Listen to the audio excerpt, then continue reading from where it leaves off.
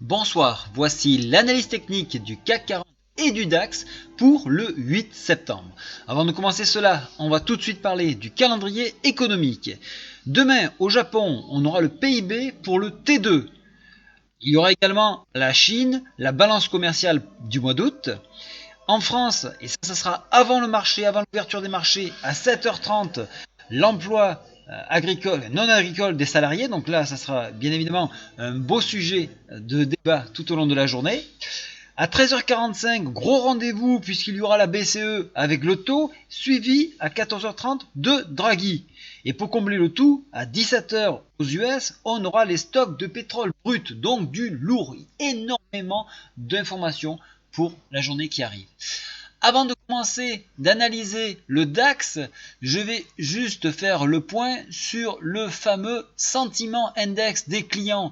Regardez, il y a 74% de vendeurs sur le DAX, donc soyez très prudents. Maintenant, je passe sur l'analyse en semaine sur le DAX. Alors vous le voyez, on a toujours cette fourchette d'Andrews qui est valable. On a les points PTI qui ont été réactualisés.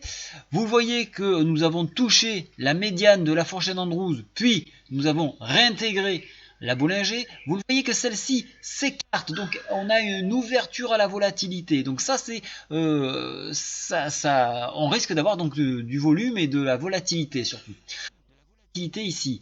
La borne haute se trouve à 10 870, la borne basse se trouve à 10 437 qui correspond à la moyenne mobile 10.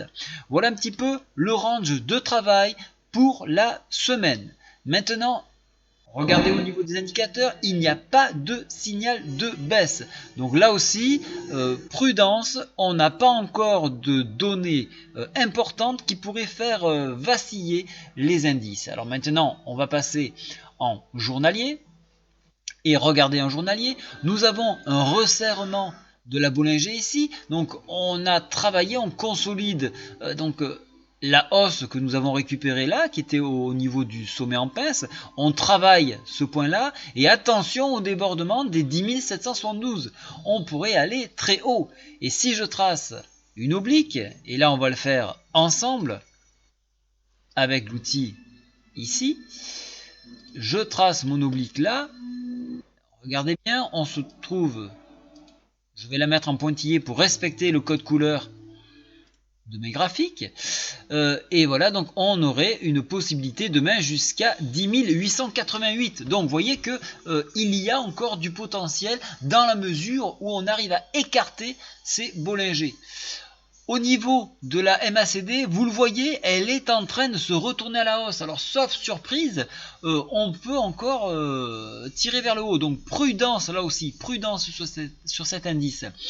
On s'appuie également, et c'est aujourd'hui ce que nous avons testé, on est venu chercher les 10 650 qui sont la moyenne mobile 10 en journalier.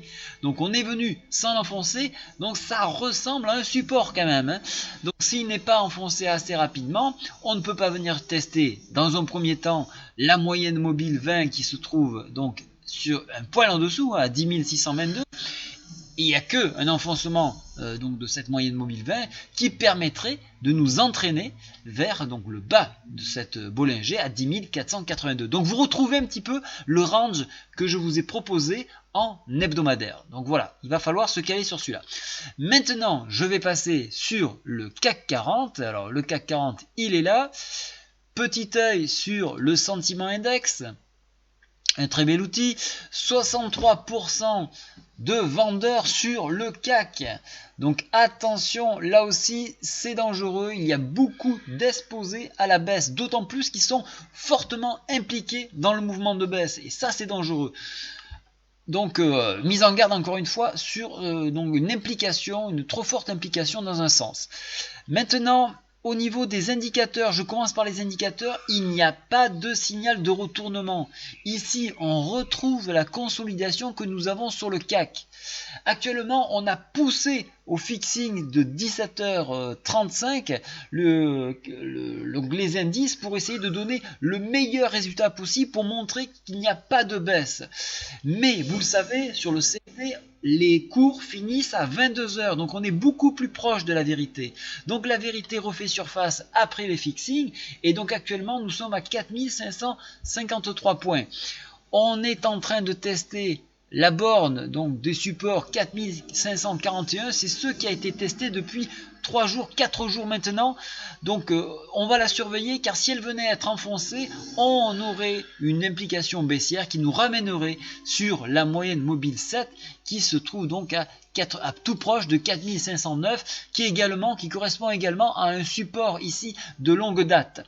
Donc sur enfoncement 4541, il y a une fuite vers 4509. Si 4541 venait à résister, à ce moment-là, borne haute de la Bollinger 4557, avec une extension possible sur le couloir que je vous ai tracé, sur la borne haute à 4600, un point psychologique. Sur petite extension, on a une nouvelle borne, 4612 ici. Donc on reste sur un mouvement haussier. Regardez, actuellement la bougie n'est pas terminée, je fais un petit zoom, on voit la mèche d'attaque des bulles qui ont défendu donc cette zone là.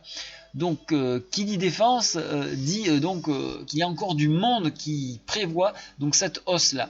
Donc on va vraiment surveiller cet enfoncement, les discours qui pourraient être faits donc par Draghi, et au niveau donc des taux si on va avoir une modification.